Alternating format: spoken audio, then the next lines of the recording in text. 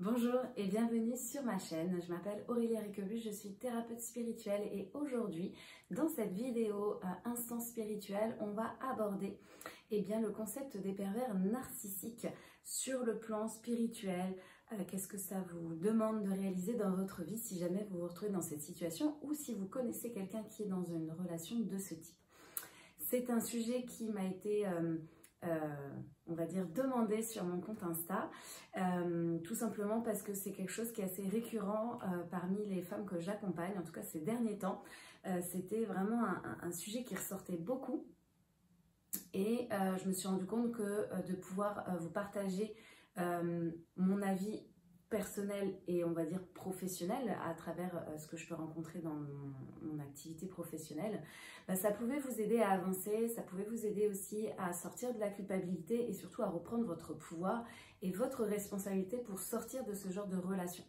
Donc il s'agit encore une fois, comme toutes mes vidéos, si vous me suivez depuis un moment, vraiment d'un partage d'expérience. Vous prenez ce qui vous parle et ce qui résonne pour vous. S'il y a des choses qui vous sont difficiles à accepter, ne les rejetez pas tout de suite entièrement. Si ça vous titille, c'est parce qu'il y a peut-être quelque chose qui vient se confronter à une blessure, à quelque chose de souffrant en vous, et ça ne veut pas dire que ça ne peut pas faire partie de votre univers, de votre vérité plus tard. C'est juste que justement, effectivement, ici, il y a peut-être quelque chose à travailler. Mais voilà, peut-être que tout simplement, vous n'êtes pas prête aussi à entendre ces mots. Et peut-être qu'il y a des choses qui tout simplement ne feront jamais partie de votre univers, de votre système de croyances, de votre vérité, et c'est comme ça. Donc,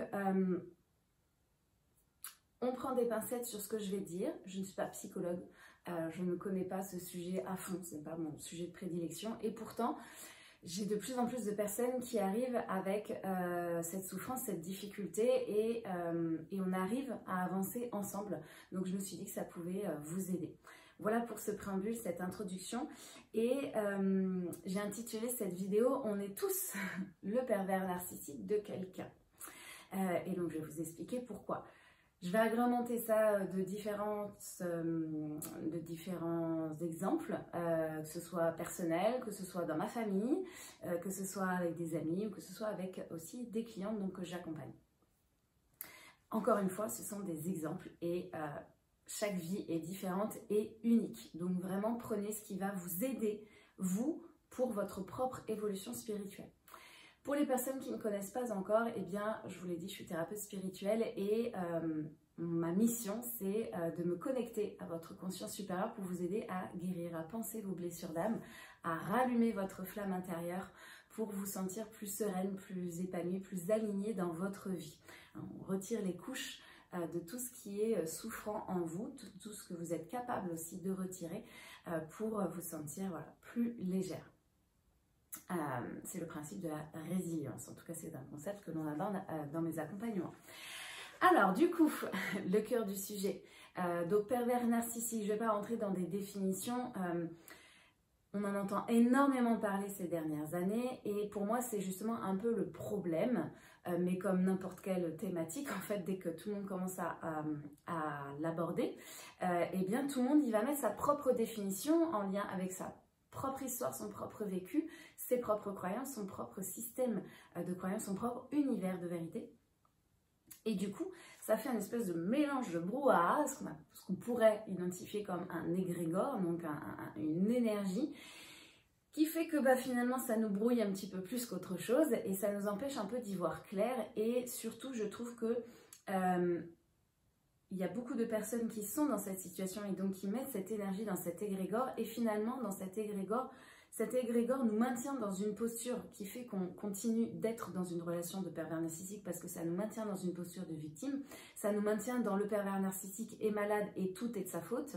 Et forcément, si tout est de sa faute, si vous n'avez rien à faire, rien à voir dans la relation, du coup, ça veut dire que vous vous privez vous aussi de votre capacité à sortir de cette relation. On va parler de la notion de responsabilité tout à l'heure, qui encore une fois au niveau de la définition est très souvent biaisée. On a toujours l'impression que responsable, ça veut dire être coupable, c'est de notre faute. Ça n'a strictement rien à voir, ce n'est pas du tout la même définition pour moi. Donc on va beaucoup parler de définition, en tout cas je vais vous donner quelle est moi ma définition pour que vous puissiez comprendre pourquoi j'utilise certains mots plutôt que d'autres. Pour moi, les mots ont une vibration, ont une importance et c'est important qu'on soit sur la même vibration par rapport aux mots employés.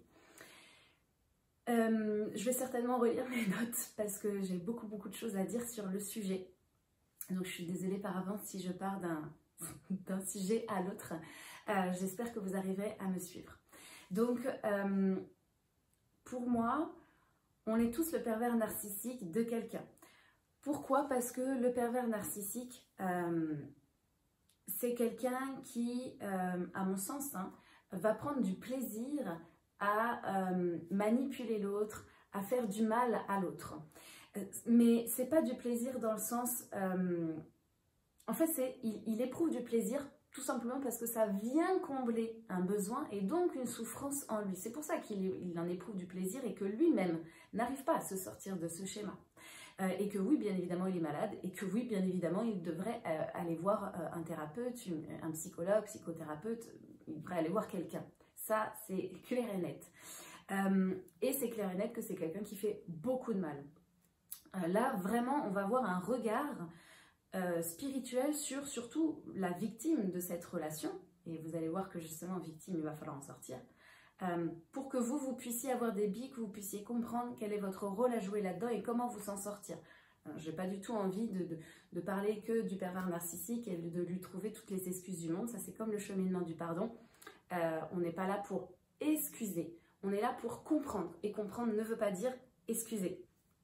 Et ne veut pas dire il n'a pas fait exprès.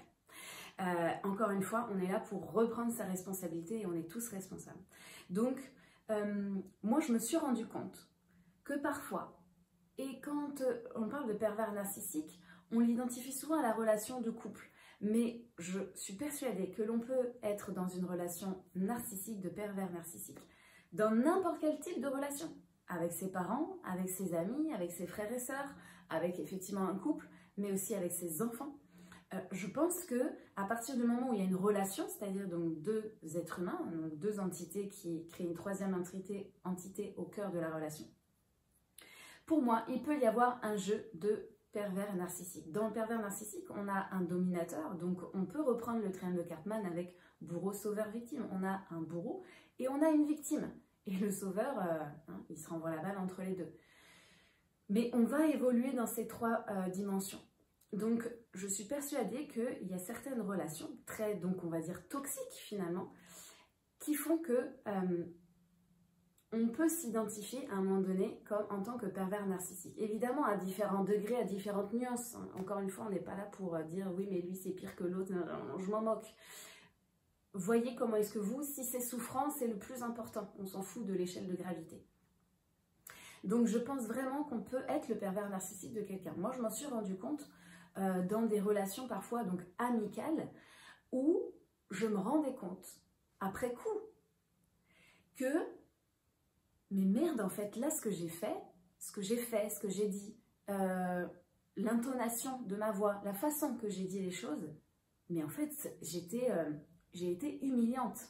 J'ai été dans une posture où j'ai pris du plaisir à être au-dessus d'elle. Et bien ça m'a fait mal, parce que pour moi, c'est la définition, alors c'est peut-être ma définition, il y en a peut-être d'autres, hein, allez-y, apportez-moi les autres définitions, mais pour moi, c'était... Et c'est encore la définition d'un pervers narcissique, c'est-à-dire que j'ai pris du plaisir au fait que j'ai pu humilier cette personne et j'ai pu me sentir supérieure à elle. J'y ai pris du plaisir, je me suis sentie forte, je me suis sentie puissante. Sauf qu'après coup, ça m'a fait mal en fait de me rendre compte de ça et aussi de me rendre compte que je pouvais m'identifier à ce genre d'identité de personnage. Alors peut-être que la différence avec entre guillemets un vrai pervers narcissique, c'est peut-être que lui ne s'en rend même pas compte, c'est peut-être ça hein, la différence. Hein. Mais je pense que chaque pervers narcissique qui ne s'en rend pas compte, dans son évolution spirituelle, hein, donc je renvoie vraiment à cette dimension spirituelle, il a à traverser, à rencontrer des personnes qui, c'est tout ce que je lui souhaite en fait, mis bout à bout, vont lui permettre de prendre conscience qu'il a un problème. C'est comme l'alcoolique qui ne sait pas qu'il est alcoolique. C'est exactement la même chose. Et pourquoi il est alcoolique? Pas pour faire du mal aux autres. Parce qu'il a une profonde souffrance en lui et qu'il a besoin, il le compense par l'alcool. Mais il est dans le déni. Pour lui, il n'est pas alcoolique. Il boit un petit peu d'alcool de temps en temps. Non, non. Et il a besoin de rencontrer des choses, de faire des choses mal parce que quelqu'un d'égoïste qui va faire du mal autour de lui, jusqu'à un moment donné qu'il y a un putain de déclic, comme nous tous, on a tous besoin d'un déclic, mais merde, en fait, j'ai un problème. Pour moi, le pervers narcissique s'inscrit dans la même dynamique. C'est juste qu'il a des comportements différents d'un alcoolique. Donc, je reviens à mon histoire. Pour moi, ça m'a fait profondément mal de me dire, mais merde, là, j'ai pas été quelqu'un que j'ai aimé dans cette posture-là. Et parce que je suis dans une démarche spirituelle, c'est-à-dire tout simplement de connaissance de moi-même et d'évolution, pourquoi j'ai agi comme ça en fait? Et je me suis rendu compte que le derrière, ah j'ai trop aimé me sentir supérieure à elle, c'était pas ça en réalité que je cherchais au fond du fond de moi-même. C'était juste parce que tout juste avant, j'avais la sensation de perdre pied et d'être quelqu'un de faible, de misérable en fait. Parce qu'il y avait quelque chose de souffrant en moi et que ce qu'elle faisait venait me renvoyer à une blessure ancienne que je n'avais pas guérie, que je n'avais pas pardonnée et que je ne lui avais pas pardonnée. Et que c'était ma façon à elle de me venger. C'était de la pure vengeance en fait. Et ça m'a fait du bien sur le moment. Et dans le processus du pardon, on apprend justement à accepter de vouloir se venger parce que c'est normal. Mais après, on apprend aussi à ne pas rentrer dans ce jeu-là pervers parce qu'en fait, ça nous fait plus de mal que de bien parce que cette énergie toxique, c'est la loi de cause à effet de notre univers, c'est que ça nous renvoie à un moment donné. Donc, c'est là où je me suis dit, mais merde en fait, c'est pervers narcissique, tout ce qu'on entend, les vidéos, machin, les relations, mais on peut l'être tous à un moment donné de notre vie. Alors évidemment, je sais, il y en a, ils le sont tout le temps, mais parce qu'ils sont en couple avec une personne et qu'ils sont tout le temps avec elle, et que cette personne les renvoie toujours sans arrêt à cette souffrance, à cette souffrance, à cette blessure, et donc la seule façon qu'ils ont de répondre à ça, c'est de se sentir supérieur parce que ça leur fait le ouf, et ça leur fait plaisir, ça leur fait du bien, mais parce que c'est juste un jeu de camouflage de leur profonde souffrance. Ce n'est encore une fois que mon avis. Je ne connais pas tous les tenants et les aboutissants de cette pathologie au niveau psychologique. Je me répète. Donc, je me suis rendu compte, à partir de ce moment-là, qu'il y avait d'autres enjeux, qu'il y avait d'autres choses, qu'on pouvait voir les choses en prenant de la distance et dans cette idée de, ok, dans cette relation, comment est-ce que je fais pour m'en sortir?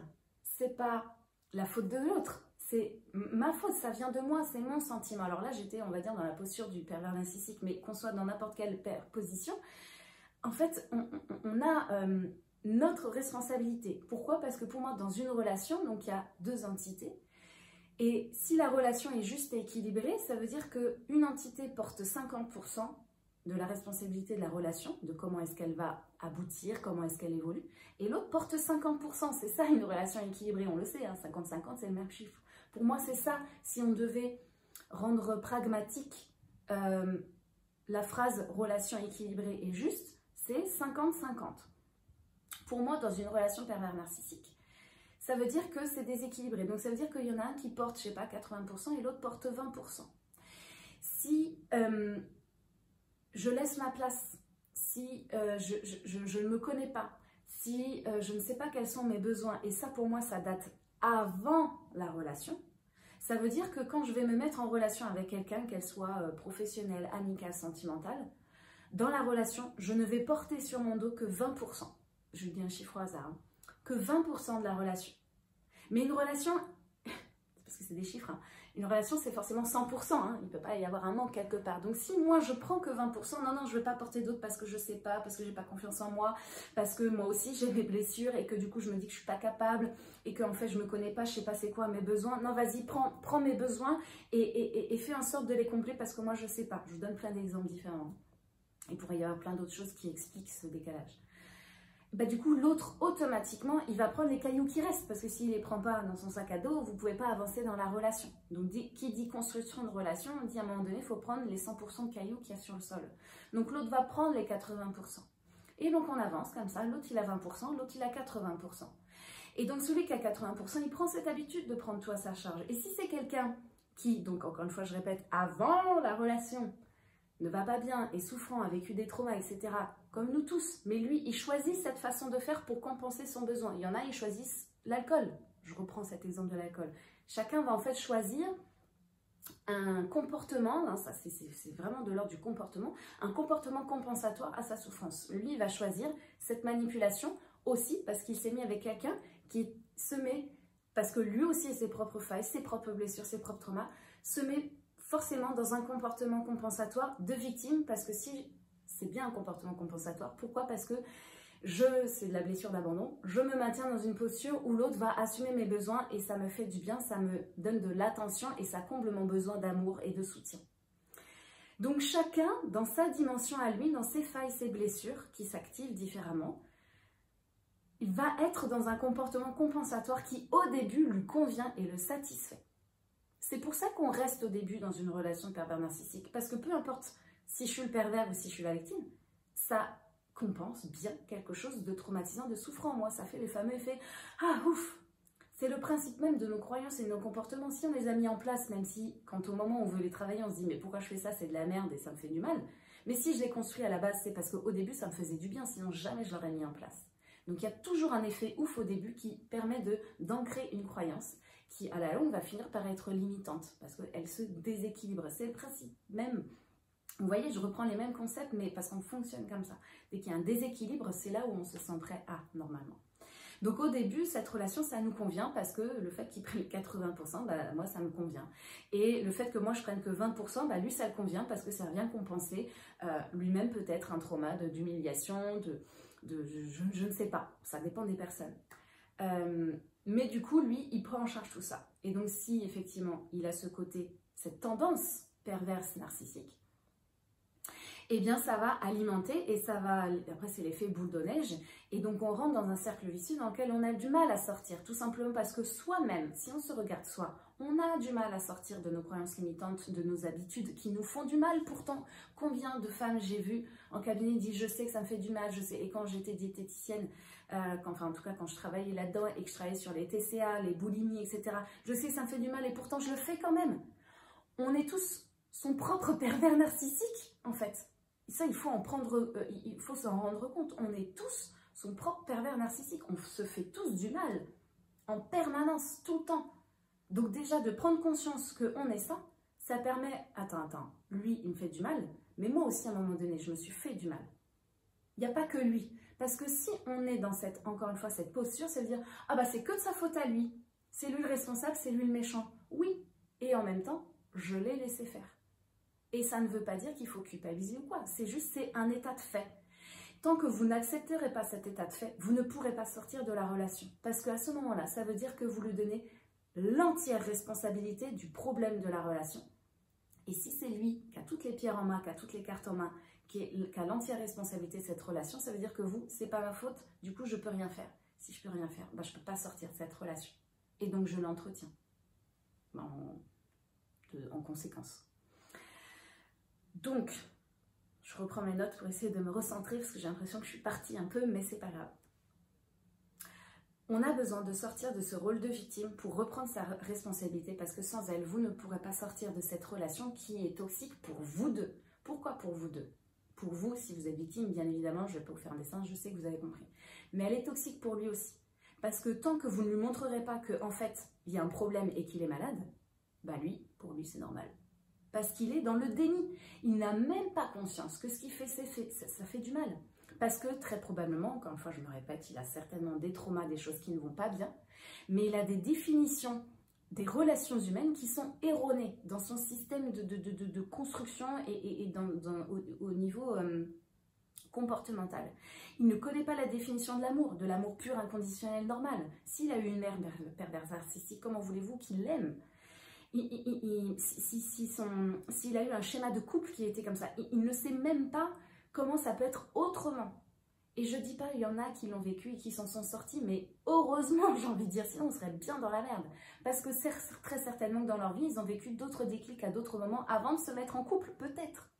Donc il ne s'agit pas, encore une fois, de dire oui, mais les autres, oui, mais les autres. Plus vous allez regarder à l'extérieur et ce que font les autres, plus vous retirez de la responsabilité de la relation. Là, regardez la vôtre, sa relation. Plus vous allez comprendre comment lui, il en est arrivé là, plus vous allez pouvoir sortir de « il est mauvais, il est mauvais, il est mauvais, il est mauvais, c'est qu'un connard, etc. » Oui, certes. Et en même temps, ça s'explique. Et en même temps, n'attendez pas que ce soit lui qui sorte de la relation, il ne le fera jamais. Parce qu'il n'a pas conscience qu'il est malade. Si vous prenez conscience qu'il y a quelque chose de malade dans votre relation, c'est alors à vous d'en sortir. Il n'y a que vous qui pouvez vous sortir parce que c'est votre vie. Personne ne pourra le faire à votre place. Tout comme on ne peut pas aider quelqu'un d'alcoolique à s'en sortir s'il est dans le déni. Encore une fois, je prends le parallèle de l'alcoolisme parce que je trouve que c'est assez parlant au niveau des jeux de victime, responsabilité, qu'on ne peut pas aider un alcoolique s'il n'en a pas conscience, si ça ne vient pas de lui. Donc n'attendez pas que lui il change, il ne changera pas.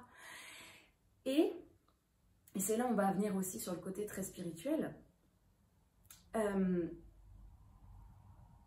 Je pense vraiment que parfois dans votre mission ou ce que vous avez choisi de vivre ici,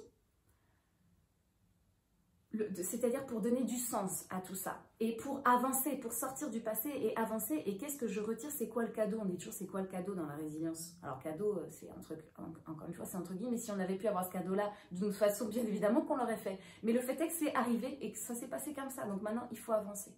Donc pour avancer, qu'est-ce que j'ai à récolter de tout ça? Déjà, reprendre mon pouvoir, que j'ai perdu, encore une fois, je me répète très souvent, pour moi, avant la relation. Cherchez qu'est-ce qui a pu, à un moment donné dans votre vie, être un trauma suffisamment fort qui vous a fait perdre ce pouvoir en vous, en fait. Et que, spontanément, vous le donnez systématiquement aux autres. Et de façon plus ou moins prononcée, peut-être dans d'autres domaines aussi de votre vie. Ne voyez peut-être pas que la relation, mais voyez dans les autres domaines comment est-ce que vous pouvez aussi être un peu dans la même énergie, la même dynamique de vie.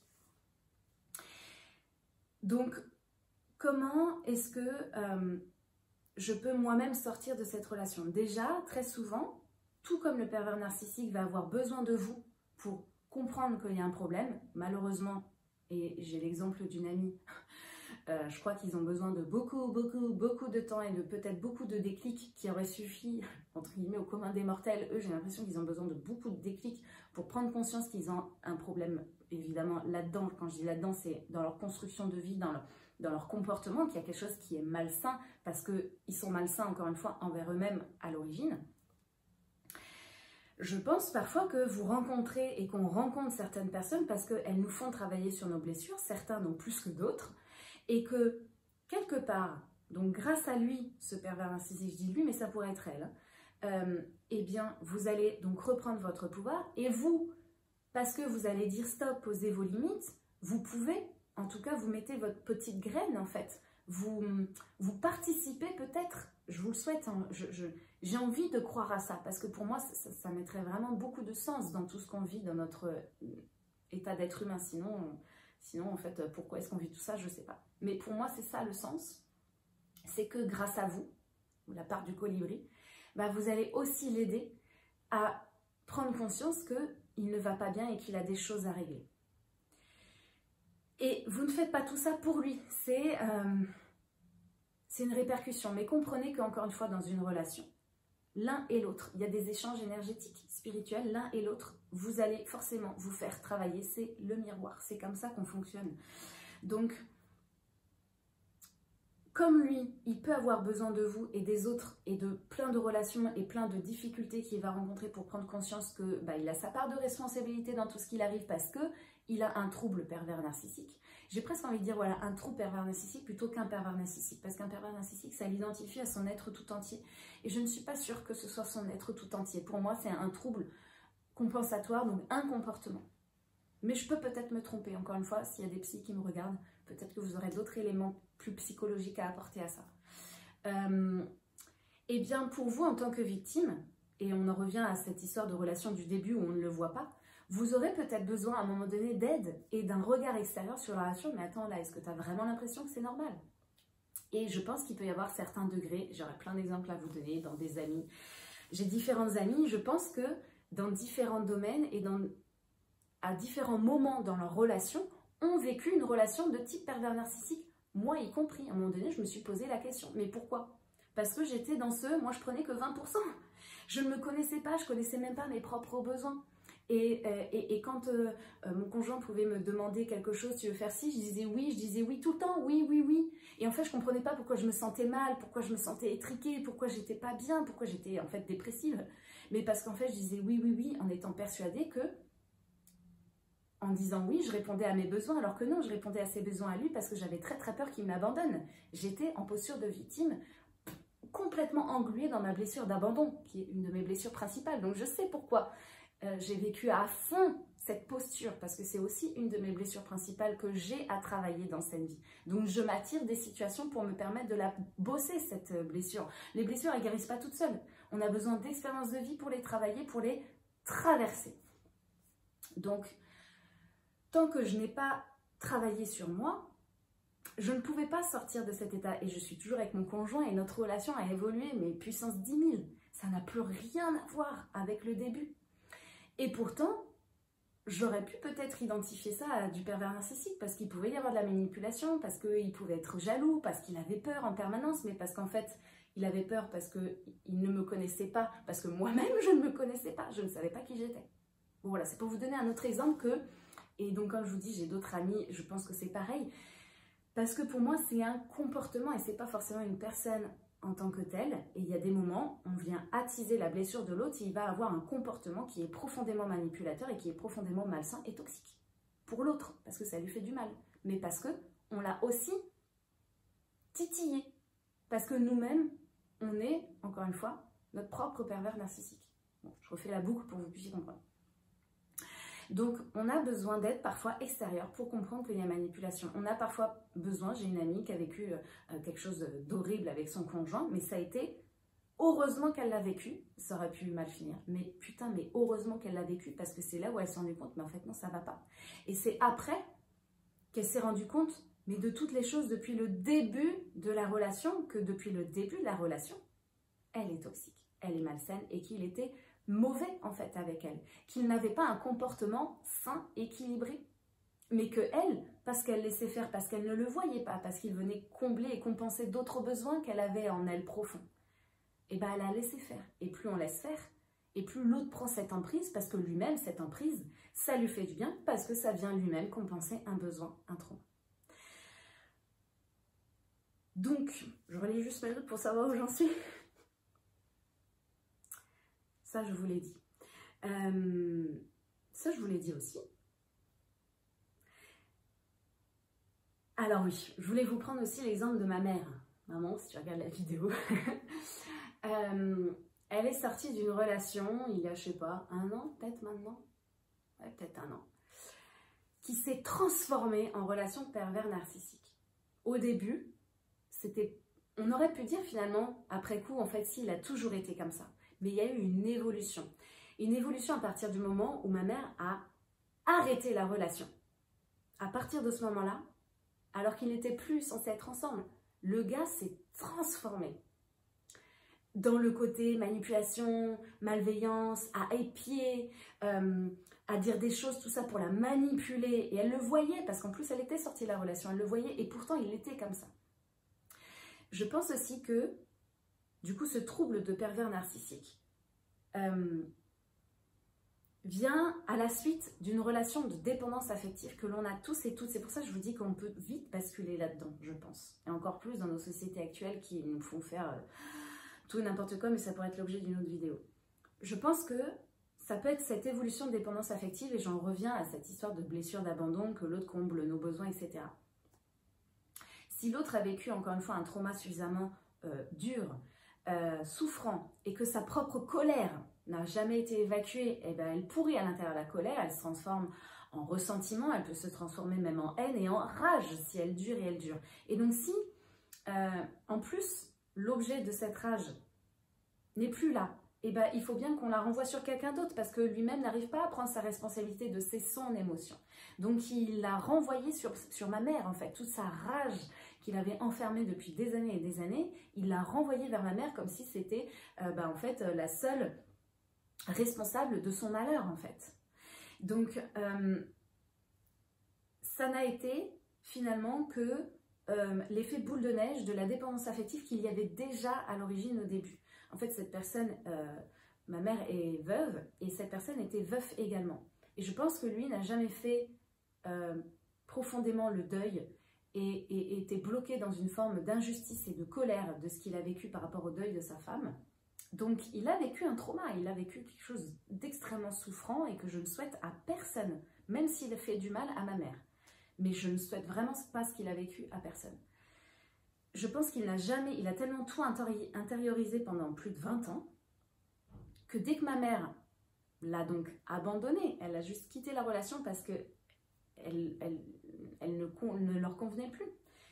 Et bien, toute cette rage, elle est remontée, elle est sortie d'un coup, et sur qui il pouvait la déverser? Pas sur sa femme, parce qu'en fait, elle est décédée. Donc, qui c'est qui pouvait le mieux représenter ça? Ma mère. Et c'est là où cette relation de dépendance affective sur laquelle ils ont basé leur relation, parce qu'ils étaient tous les deux veufs et veuves, et donc il fallait compenser la perte finalement d'un être aimé cher, et c'était pas prévu, ils s'aimaient toujours quand l'autre est parti. En fait, c'est ça la difficulté quand on perd l'être aimé quand il décède. Donc ils venaient compenser des choses. Et je ne sais pas si ma mère elle a réussi à sortir de ce lien de dépendance affective, peut-être que oui, puisqu'elle a mis fin à la relation. Mais lui, il n'a pas réussi. Il est resté dans ce schéma, il n'a pas réussi à sortir de ce trauma. Donc ça a pris de l'ampleur, c'est ressorti et ça s'est transformé en trouble pervers narcissique parce que c'est toute cette haine et cette rage qui est ressortie et qui ont fait qu'il avait besoin de manipuler et que c'était toxique.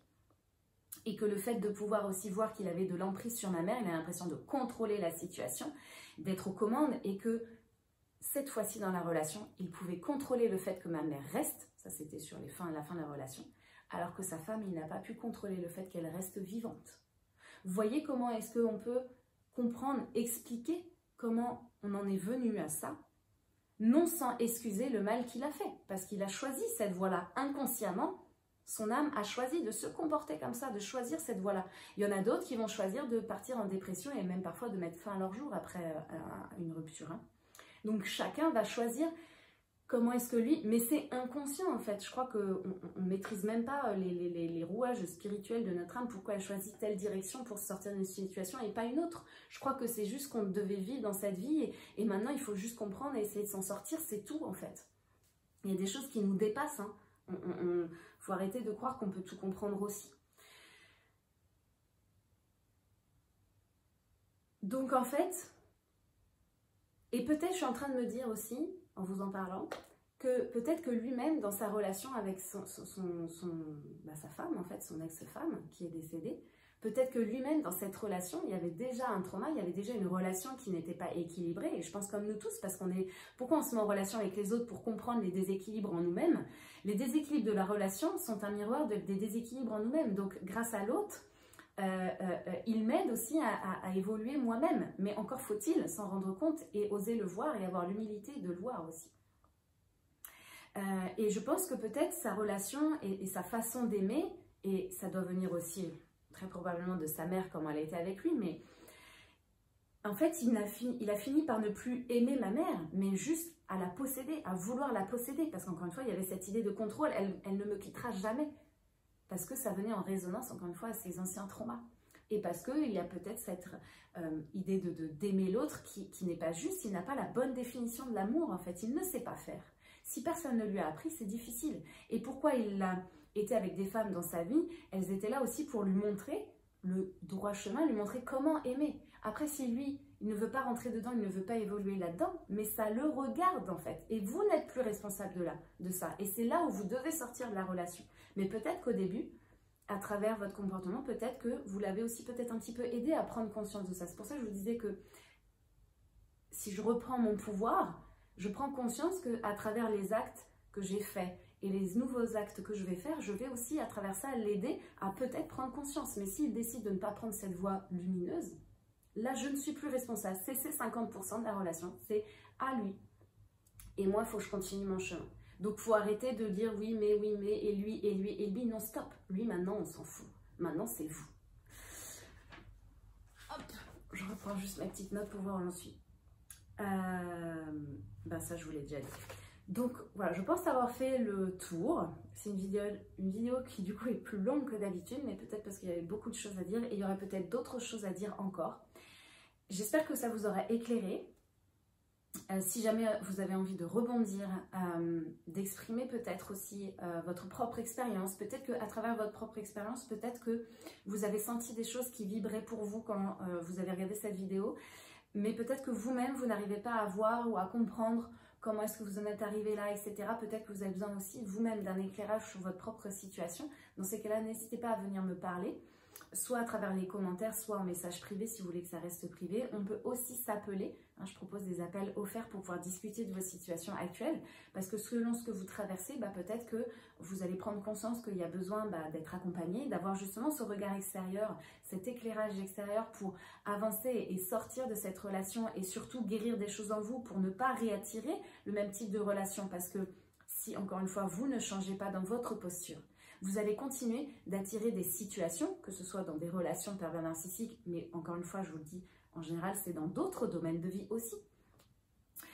Donc, vous allez continuer de vibrer le même état, donc vous allez continuer de vivre les mêmes expériences. Donc, reprenez votre pouvoir, comprenez que c'est aussi à vous. Je ne dis pas que c'est que à vous, mais encore une fois, l'autre, on s'en fout parce que lui, vous ne pourrez pas le changer.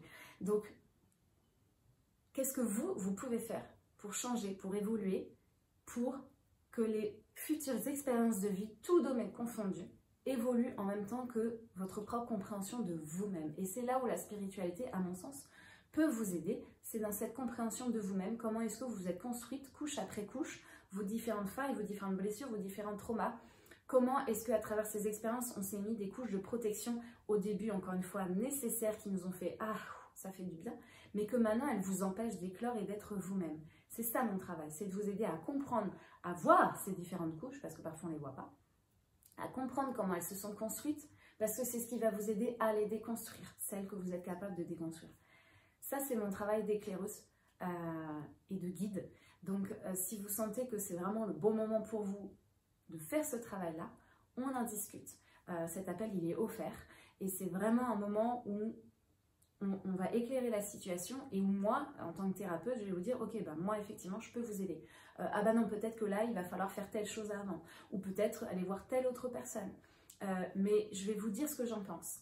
Et ce sera à vous ensuite de voir, ok, je sens que, de toute façon, si j'ai fait cette demande d'appel, c'est qu'il y avait au moins un déclic en moi. Et donc, ça veut dire que je suis prête à me lancer dans l'aventure et à démarrer quelque chose pour moi. Et déjà, rien que de se dire, je vais faire quelque chose pour moi, pour avancer moi, déjà, vous serez vraiment dans une posture complètement différente, vous serez déjà en train de sortir cette posture de victime.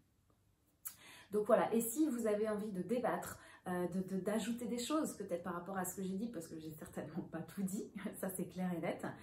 Voilà, si vous avez envie encore une fois de rebondir sur ce que j'ai pu dire, ça pourra aussi nourrir la relation entre nous, nourrir la discussion et aussi du coup aider les gens qui verront cette vidéo. Donc n'hésitez pas à mettre en commentaire, n'hésitez pas aussi à liker et à partager autour de vous, parce que peut-être qu'il y a des personnes autour de vous qui sont dans ce genre de relation, encore une fois, amicale, sentimentale, professionnelle, et qui ne s'en rendent pas compte, et que peut-être à travers cette vidéo, elles vont se dire « Ah mais mince, il y a peut-être quelque chose à changer ». Donc vous pourrez les aider aussi. Et puis moi, ça m'aide aussi tout simplement, vous savez, un algorithme, ça m'aide à ce que la vidéo soit de plus en plus vue, et donc plus en plus de personnes puissent bénéficier de cet éclairage, et celles qui sont prêtes bénéficier aussi de mon accompagnement pour les aider à être tout simplement plus sereines, plus elles-mêmes dans leur vie. Merci de m'avoir écouté jusqu'au bout. Je vous dis à très bientôt pour une prochaine vidéo spirituelle. À très bientôt.